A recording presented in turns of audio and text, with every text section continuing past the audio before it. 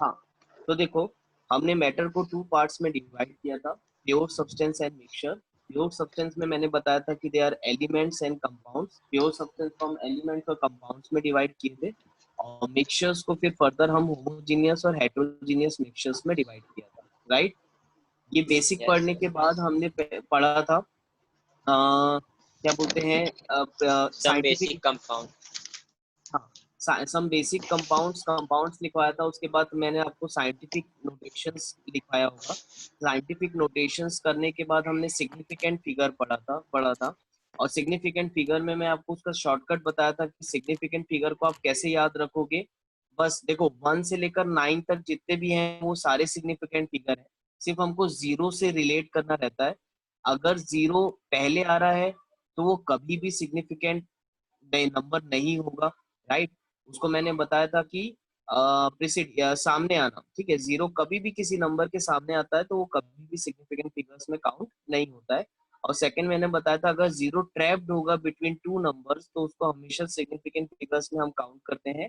और अगर zero trailing होगा तो ट्रेलिंग में मैंने आपको दो चीज बताया था, या तो डेसिमल होगा या तो डेसिमल नहीं होगा। और अगर डेसिमल होगा तो सिग्निफिकेंट होगा, और डेसिमल नहीं होगा तो सिग्निफिकेंट नहीं होगा। यही बताया था आप लोग को। तो सिग्निफिकेंट फिगर्स बेटा ऐसे ही याद रखना, जैसे मैंने ये चार्ट बना के आपको समझाया था, आपको बहुत हेल्प करेगा। एक मिनट रुक जाओ बस, हाँ।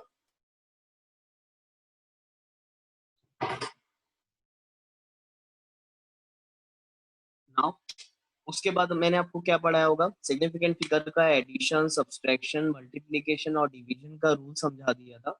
उसके बाद हमने लॉज स्टार्ट किए थे पढ़ना, जिसमें से फर्स्ट लॉ मैंने आपको पढ़ाया था, law of conservation of mass, जिसको एंटोनी लेविसोर ने बताया था।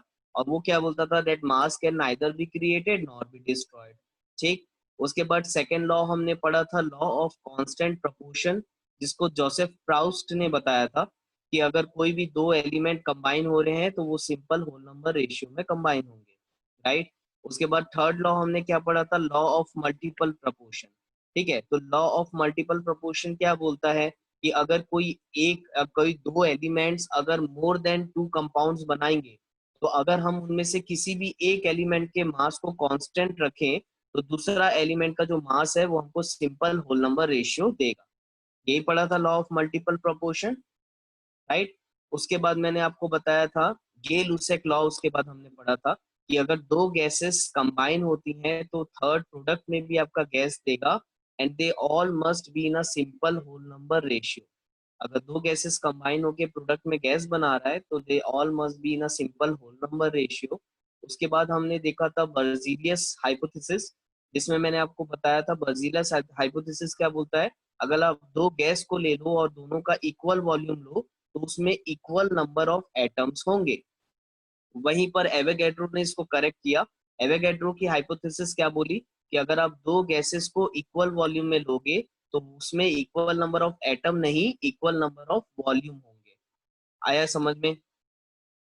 उसके बाद हमने, ये तो हो गया पूरे लॉस कंप्लीट। उसके बाद मोल कंसेप्ट स्टार्ट किया था। तो वहां पर मैंने आपको एटॉमिक मास, फिर ग्राम एटॉमिक मास, फिर molecular mass, gram molecular mass, फिर फॉर्मूला मास और ग्राम फॉर्मूला मास समझाया था, ठीक। ये करने के बाद मोल कंसेप्ट के कुछ न्यूमेरिकल्स हमने किए, और वो न्यूमेरिकल्स हमने कोई फॉर्मूले नहीं लिखे, हमने डायरेक्ट वो सारे क्वेश्चंस बनाए हैं with the help of this कि एक मोल के बराबर होता है 6.022 इंटू 10⁻23 नंबर ऑफ एटम। वैसे ही एक मोल के बराबर होता है 22.4 लीटर ऑफ वॉल्यूम, ठीक। और वैसे ही एक मोल के बराबर जितने भी एलिमेंट्स के जो मास है वो होते हैं। तो इनके हेल्प से हमने सारे क्वेश्चन सॉल्व किए हैं बिना किसी फॉर्मूले के। तो फॉर्मूला याद करना पड़ा ही नहीं हमको मोल कंसेप्ट में एक भी, ठीक। मोल कंसेप्ट के बाद मैंने आपको पढ़ाया क्या बोलते हैं, स्टाइकोमेट्री, राइट। अब स्टाइकोमेट्री में हमने क्या देखा, व्हाट आर स्टाइकोमेट्री, जब हम किसी भी इक्वेशन को बैलेंस करते हैं तो बैलेंस करते वक्त जो कोफिशिएंट्स आते हैं उसको हम स्टाइकोमेट्रिक कोफिशिएंट्स बोलते हैं, and that is equal to 1 mole, ठीक। वन यानी अगर 1 कोफिशिएंट है तो that is equal to 1 mole, 3 है कोफिशिएंट तो that is equal to 3 mole. ये हमने स्टाइकोमेट्री में पढ़ा, उससे रिलेटेड न्यूमेरिकल किया। और उसके बाद लास्ट लिमिटिंग रिएजेंट आपको मैंने पढ़ाया है। व्हाट आर लिमिटिंग रिएजेंट, जो लिमिटेड कंटेंट में हो, जिसके खत्म होने के बाद रिएक्शन भी बंद हो जाए, उसको हम बोलते हैं लिमिटिंग रिएजेंट। तो यहाँ तक मैंने आपको पढ़ाया था। Anyone having any doubt till now?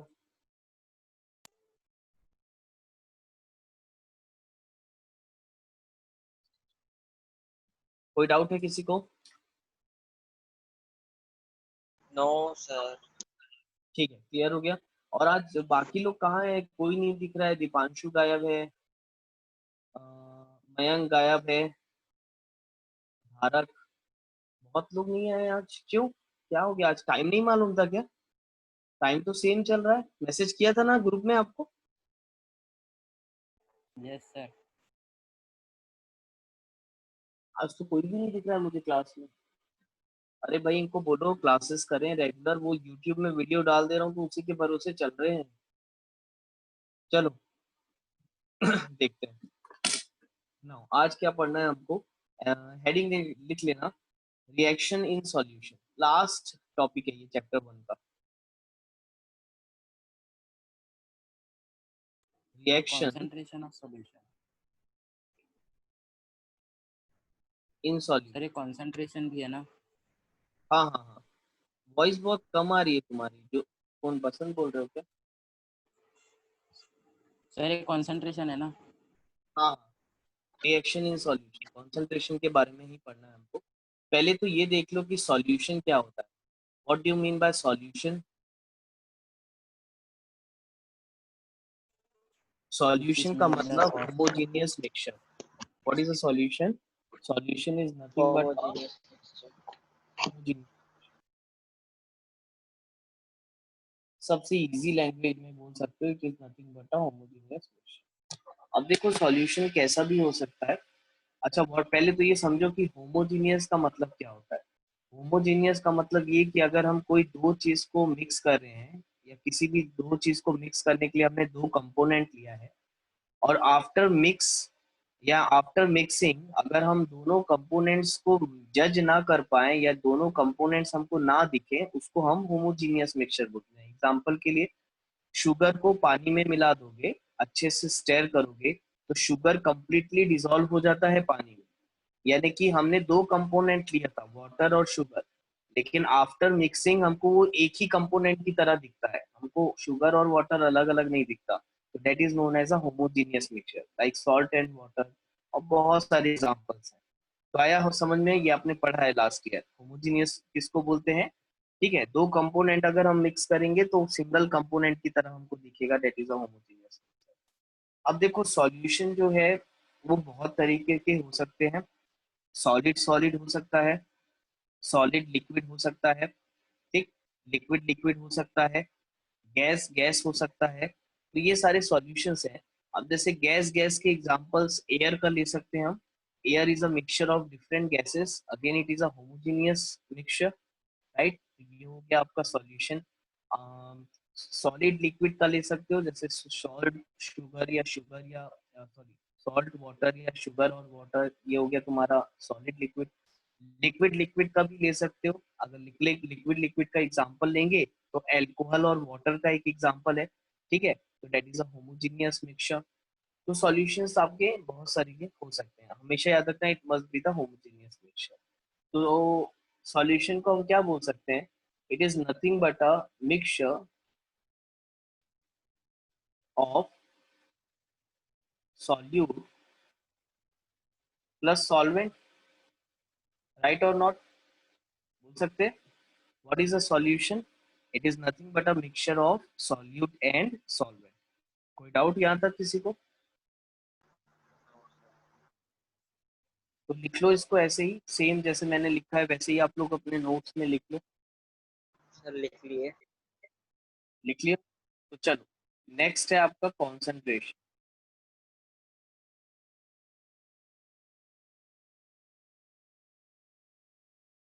अब बेटा ये कॉन्सेंट्रेशन क्या है?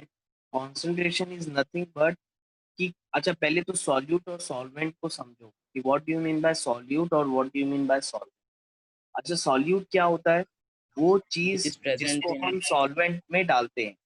यानी सॉल्यूट कम अमाउंट में रहता है, और जो सॉल्वेंट है वो ज्यादा अमाउंट में रहता है। हम बहुत ऐसे ही पढ़े थे इन अ वेरी सिंपल लैंग्वेज कि हम सॉल्यूट उस चीज को बोलेंगे जो कम अमाउंट में है, या वो कंपोनेंट को बोलेंगे जो कम अमाउंट में है, और सॉल्वेंट उस कंपोनेंट को बोलेंगे जो ज्यादा अमाउंट।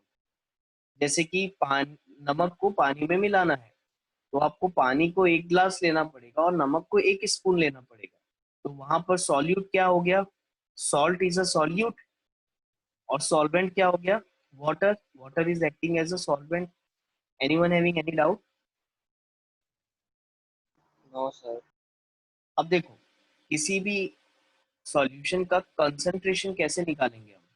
तो कंसंट्रेशन निकालना बड़ा सिंपल है। कंसंट्रेशन का मतलब उस सॉल्यूशन में कितना सॉल्यूट आप ऐड कर रहे हो। जो कॉन्सेंट्रेशन है वो आपका सॉल्यूट डिसाइड करता है। जैसे कि आप सॉल्वेंट एक वाटर ले लो, अब वाटर में हमको नमक मिलाना है, अब 1 चम्मच डाल दो, 2 चम्मच डाल दो, 3 चम्मच डाल दो, 4 चम्मच डाल दो। आप अगर ज्यादा डालोगे तो आप बोलोगे it is a very concentrated solution. क्यों? क्योंकि बहुत ज्यादा सॉल्टी हो जाएगा वो। जितना स्पून आप नमक डालते जा रहे हो उतना वो कॉन्सेंट्रेटेड होता जा रहा है। लेकिन कॉन्सेंट्रेट कौन डिसाइड कर रहा है? सॉल्यूट डिसाइड कर रहा है। सॉल्वेंट तो उतने का उतना ही है, राइट और नॉट? तो हम कितना सॉल्यूट डालेंगे सॉल्वेंट में, ये होता है हमारा कॉन्सेंट्रेशन। तो कॉन्सेंट्रेशन हमारा सॉल्यूट डिसाइड करता है, ठीक है, in a solvent. Anyone having any doubt? तो कॉन्सेंट्रेशन का क्या डेफिनेशन लिख सकते हैं अपन? That concentration is nothing but a number of moles of solute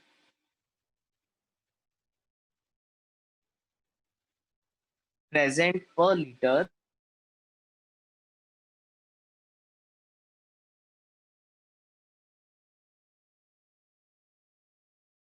of the solution।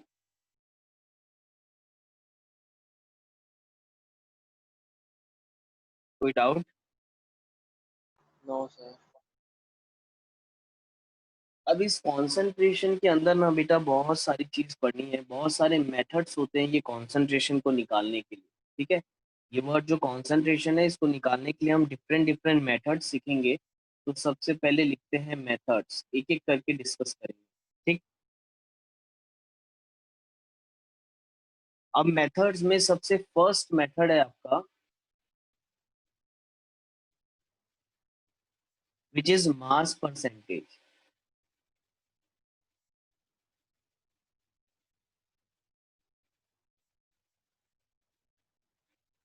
What is mass percentage? Mass percentage क्या होगा?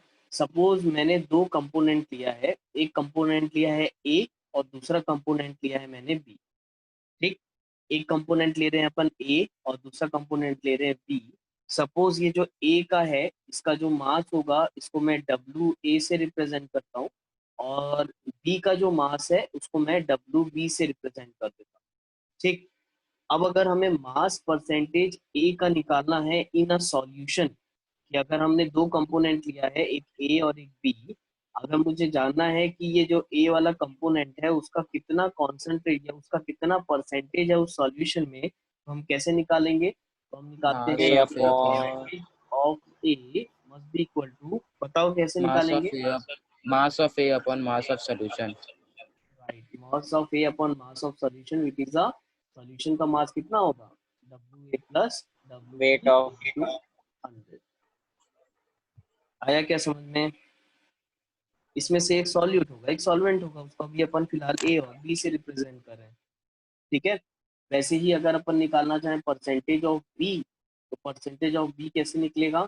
W B upon W A plus W B into 100। This is the first method to calculate the concentration, that is the mass percentage. Anyone having any doubt? No. Sure? आगे अच्छे से समझ में? Yes sir. ठीक है।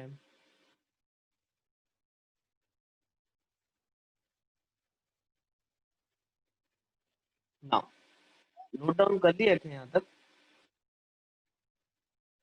करो, note down करो, मैं टाइम दे रहा हूँ, करो जल्दी।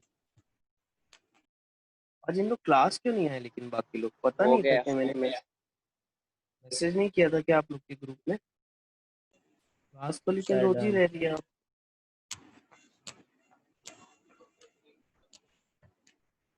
बहुत लोग छुट्टी मारती है। यूट्यूब के हाँ? भरोसे।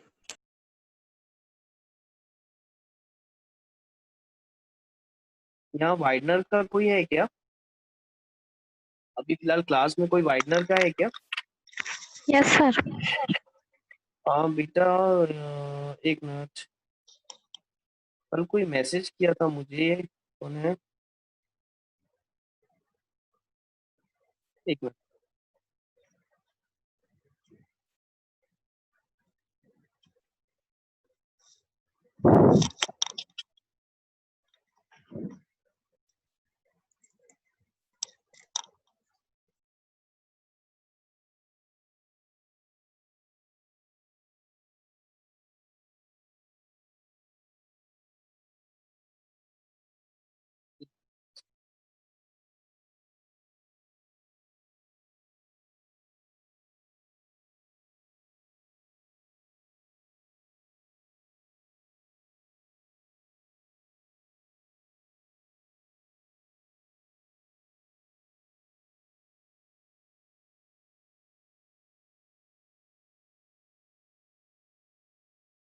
हाँ, ये मुस्कान साहू करके कोई है क्या, जानते हो आप?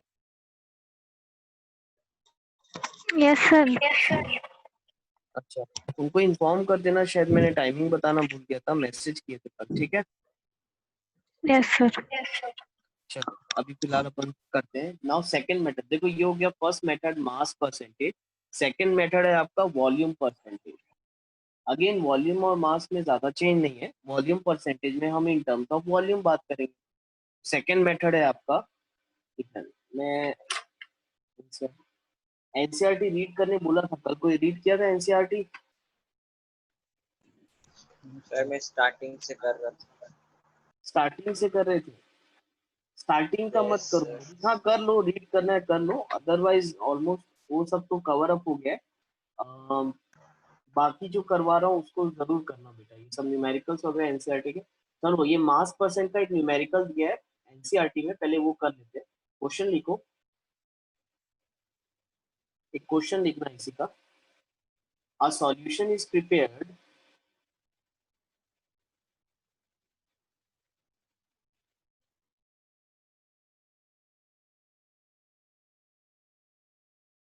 by adding 2 grams of a substance A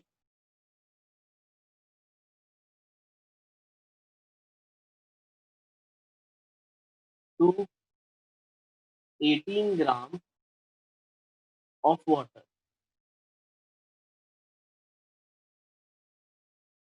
Calculate the mass percent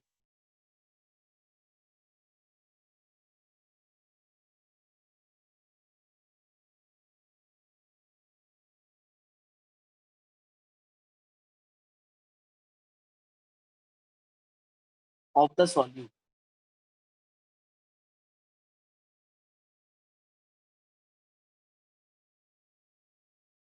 चल करो, बनाओ, ट्राई करो। सर 10%। 10%, very good. कैसे निकालोगे? आपको बोला था calculate the mass percent of the solute. पहले ये बताओ सॉल्यूट क्या होगा इसमें? 2 ग्राम। जो कम अमाउंट में है, यानी कि जो 2 ग्राम ऑफ अ सब्सटेंस ए लिखा है, यानी जो सब्सटेंस ए है वो हमारा सॉल्यूट हो गया, राइट? मास परसेंटेज ऑफ ए अगर आप निकालोगे, देखो यहाँ पर ये 2 ग्राम में है तो ये सॉल्यूट हो गया, और ये 18 ग्राम में है तो ये सॉल्वेंट हो गया। तो हमको बोला था calculate the mass percentage of A, यानी कि अगर हमको मास परसेंटेज ऑफ सॉल्यूट, यानी कि मास परसेंटेज ऑफ ए हमको निकालना है, तो क्या हो जाएगा, which is 2/2 plus 18 into 100, right? कितना हो जाएगा, 2/20 इंटू 100, जिस 10%। Without,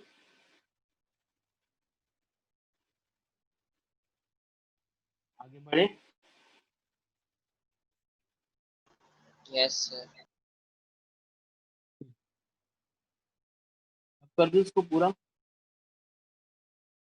Yes, sir.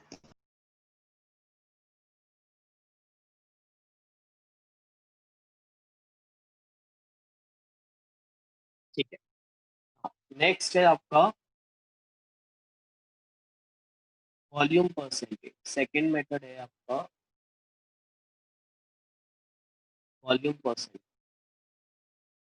अगेन यहाँ पर बिल्कुल सेम है, जैसे मास परसेंटेज था वैसे ही वॉल्यूम परसेंटेज है। सपोज ये है आपका वीए और इसका वॉल्यूम ले लिया मैंने वीबी। फर्स्ट कंपोनेंट का वॉल्यूम वीए, सेकंड कंपोनेंट का वॉल्यूम वीबी। तो परसेंटेज ऑफ ए कैसे निकालोगे? Again same, volume of A divided by total volume of solution into 100। वैसे ही सेम परसेंटेज ऑफ बी अगर आपको निकालना है तो क्या निकालोगे? Volume of B upon total volume into. ठीक है,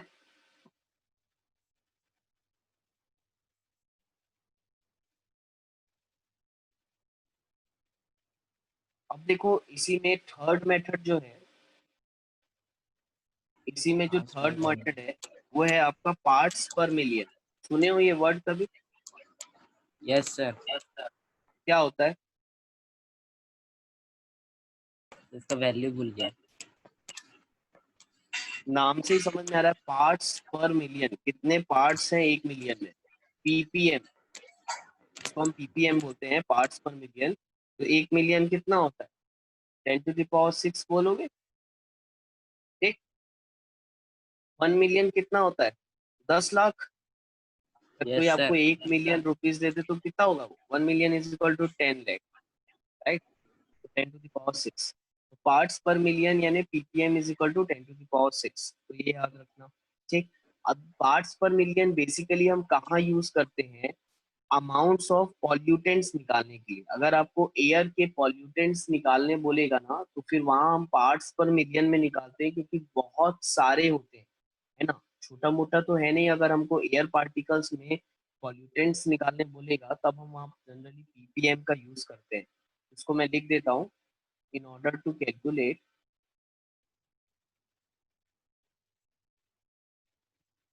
amount of pollutants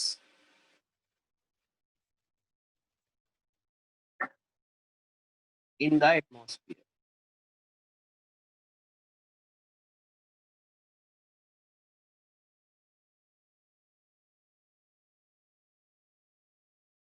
ठीक, क्या होगा इसका फॉर्मूला? अगेन सेम, बताओ कैसे निकालेंगे कॉन्सेंट्रेशन इस केस में? बड़ा ही सिंपल है। अमाउंट ऑफ पॉल्यूटेंट्स देख लो, कितने पॉल्यूटेंट्स हैं, उसको डिवाइड करेंगे। किससे डिवाइड करेंगे? टोटल वेट ऑफ एटमॉस्फेयर का एयर, जो भी जिसमें तुम पॉल्यूटेंट्स निकाल रहे हो उसका टोटल वेट, इंटू 10⁶। तो दिस इज द फॉर्मूला। इसको ऐसे ही याद रखना, कभी अगर कहीं पूछा तो आप बना पाओगे। कोई डाउट? आगे बढ़े Yes, sir. ना? चलो नेक्स्ट, एक मिनट। चलो नेक्स्ट है आपका फोर, विच इज मोलरिटी।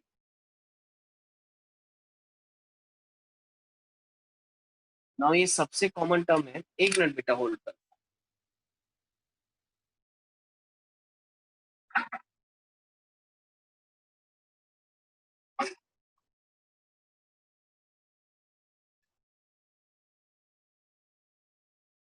ये मोलरिटी सबसे कॉमन टर्म है आपका, ठीक? जिस जो सबसे ज्यादा बोलना चाहिए, वाइडली यूज किया जाता है कॉन्सेंट्रेशन निकालने के लिए। मोलरिटी को हम कैपिटल एम से डिनोट करते हैं, ठीक है? तो ये याद रखना। अब ये मोलरिटी है क्या? What do you mean bye molarity? It is nothing but the number of moles of solute upon the volume of solution। इसका डेफिनेशन आप लिखना चाहो तो लिख सकते हो, अदरवाइज नॉट रिक्वायर्ड, जस्ट फॉर्मूले से भी याद कर सकते हो। नंबर ऑफ मोल्स, ठीक है, कितने मोल्स हैं तुम्हारे पर्टिकुलर एक सॉल्यूशन में, तो number of moles of solute upon the volume of solution is nothing but your molarity, जिसको हम कैपिटल एम से डिनोट करते हैं, ठीक है। चलो इसका डेफिनेशन लिख लो, it is the number of मोल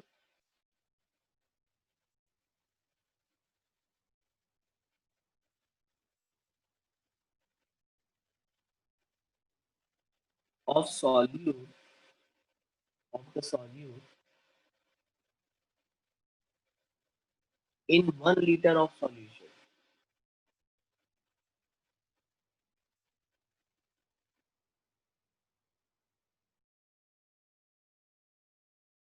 अब देखो मोलरिटी बहुत आसान है, बिल्कुल भी हार्ड नहीं है, इसको बहुत इजी वे में पढ़ोगे तो बिल्कुल आसान लगेगा। अब देखो मोलरिटी को हम कैपिटल एम से डिनोट करते हैं, तो अगर यही डेफिनेशन को अगर मैं फॉर्मूले के उसमें लिखूं तो it is nothing but a number of moles of solute, solute के आप कितने मोल्स डाल रहे हो इन योर गिवन सॉल्यूशन, यानी कि divided by volume of solution. Doubt यहाँ तक किसी को? No, sir. तो No, sir. मैं इसको ऐसा लिख लेता हूँ, m is equal to number of moles of solute. देखो अपन कभी भी ना जब भी क्वेश्चन करेंगे सॉल्यूट को ना हमेशा b से रिप्रेजेंट करें, ठीक है। तो number of moles of solute बोल रहा हूँ ना, तो मैं इसको NB बोल देता हूँ। जनरली हम जब भी क्वेश्चन करेंगे सॉल्यूट को b से रिप्रेजेंट करेंगे, तो इसको मैं NB बोल देता हूँ, ठीक है।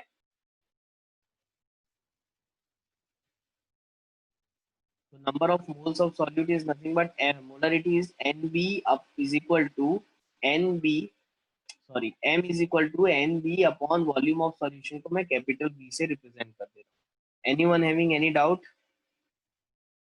No, sir. यहाँ तक किसी को कोई डाउट है? No, sir. चलो अब ये बताओ बेटा, अगर हमको मोल्स निकालना है किसी भी चीज का, और अगर हमको mass of the given substance दिया है, तो कैसे निकालते हैं number of moles? Given mass upon molar mass. Exactly, very good, ठीक है, एक्सीलेंट, इतना याद होना चाहिए बस। अगर हमको बेटा 2 मिनट रुक जाओ बस, हाँ 2 मिनट बस, आज ना 9th का टेस्ट था, मुझे टेस्ट पेपर सेंड करना है, 1 मिनट बस।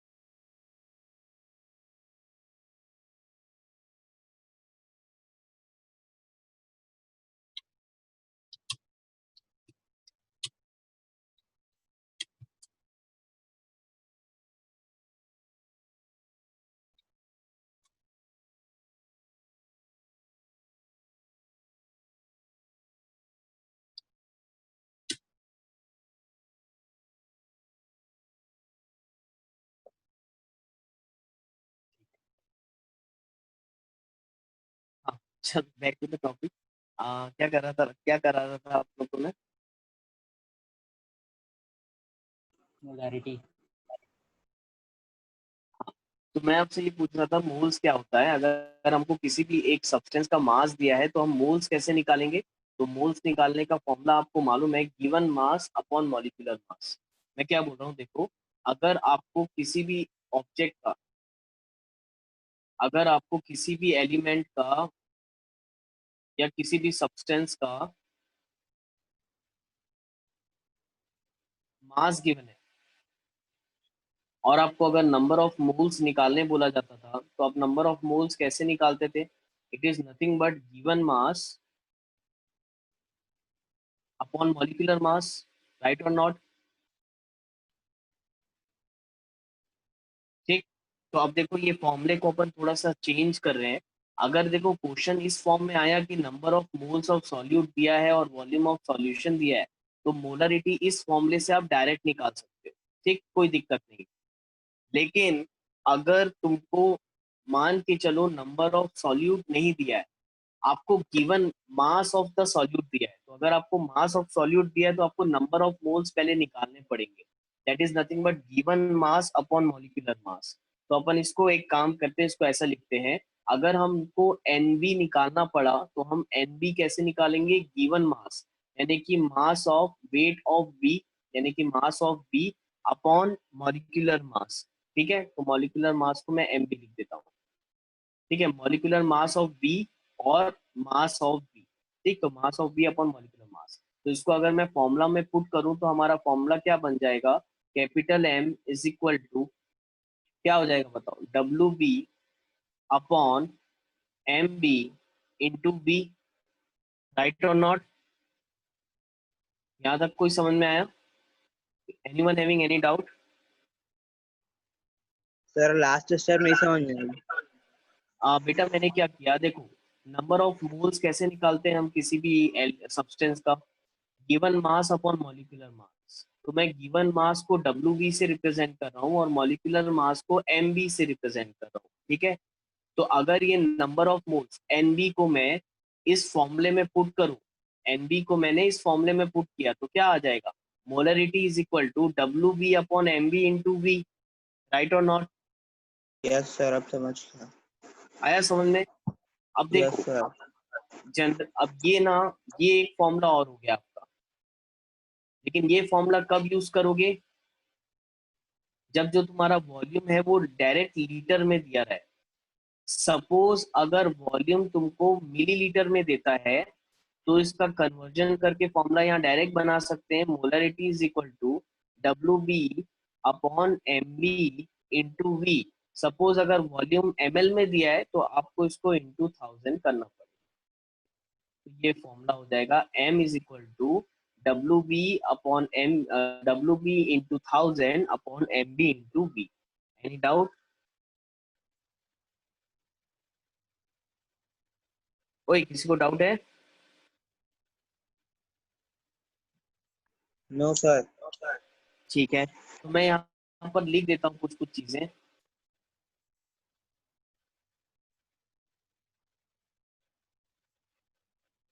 एक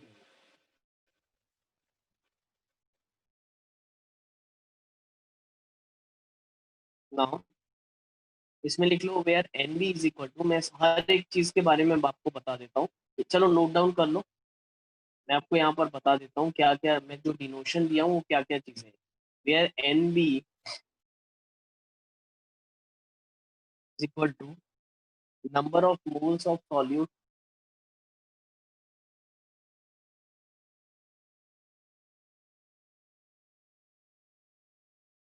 V is equal to volume of solution WB is equal to mass of solute और MB is equal to molecular mass। ये ना गिवन मास लिख लेते हैं, इसको ज्यादा बेटर है ना, गिवन मास ऑफ सॉल्यूट और ये है मॉलिक्यूलर मास ऑफ सॉल्यूट। ठीक,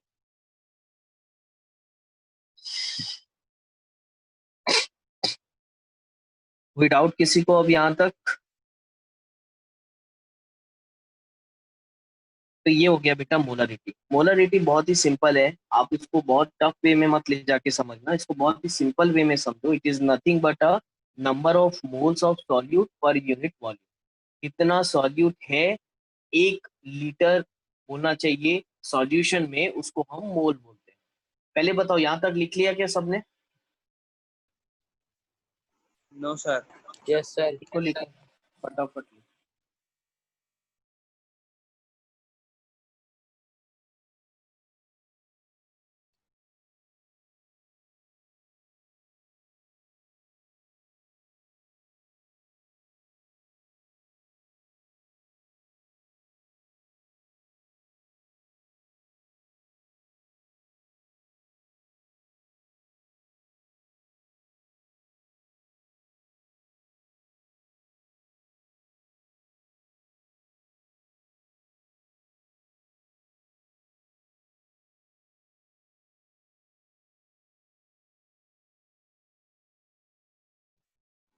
सर हो गया।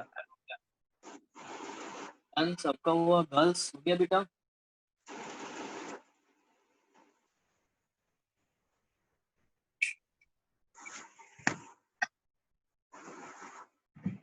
हो गया यहाँ तक? Girls done? Yes, sir. अब देखो मैं ना इसको आपको एकदम शॉर्ट में याद रखना सिखाता हूँ। मोलरिटी को आप एकदम शॉर्ट में याद रखोगे, मोल्स पर लीटर। जब भी आपको मोलरिटी पूछा जाए तो इसकी यूनिट से काफी अच्छे से याद रख सकते हो आप। What is the unit of molarity? It is the number of moles of solute. यानी कि ये हो गया आपका न्यूमरेटर का यूनिट हो गया मोल, और वॉल्यूम का यूनिट जो हम लेते हैं वो लीटर में लेते हैं। तो मोलरिटी का जो यूनिट है आपका, ठीक, तो the unit of molarity is nothing but moles per litre, जिसको हम ऐसे भी लिखते हैं मोल्स इनटू लीटर इनवर्स। ठीक, तो इसको लिख लेना जस्ट नीचे में, unit of molarity is nothing but mole per litre, और मोल दोनों सेम ही है, आप ऐसा लिखो या ऐसा लिखो। ठीक है, तो जब भी आपको कोई पूछे कि व्हाट इज अ मोलरिटी, तो आप बोल सकते हो it is nothing but moles per litre, moles of solute पर लीटर ऑफ अ सॉल्यूशन। ठीक है, अब आप इसको एकदम जनरल वे में समझना चाहते हो तो आप ऐसा बोल सकते हो कि भाई कितना मोल सॉल्यूट है 1 लीटर सॉल्यूशन में, उसको हम मोलरिटी बोलेंगे। आया समझ में? कितना मोल सॉल्यूट है 1 लीटर सॉल्यूशन में, उसको हम मोलरिटी बोलते हैं। तो मोलरिटी हमको क्या निकाल के देता है? कॉन्सेंट्रेशन। याद रहेगा? तो चलो आज के लिए इतना ही करते हैं। आज कम लोग भी आए हैं तो मैं कल ज्यादा पढ़, कल तो चलो ठीक है, कल ईद है, कल छुट्टी रहेगी बेटा, फिर परसों मैं आपको थोड़ा सा एक्स्ट्रा क्लास ले लूंगा। ठीक है? Hello. Thank you sir. Welcome, bye bye बेटा, ख्याल रखो हाँ? परसों एक्स्ट्रा क्लास ले लूंगा, थोड़ा सा क्लास बढ़ा दूंगा। चलो ठीक है, बाय बाय, ख्याल रखो अपना।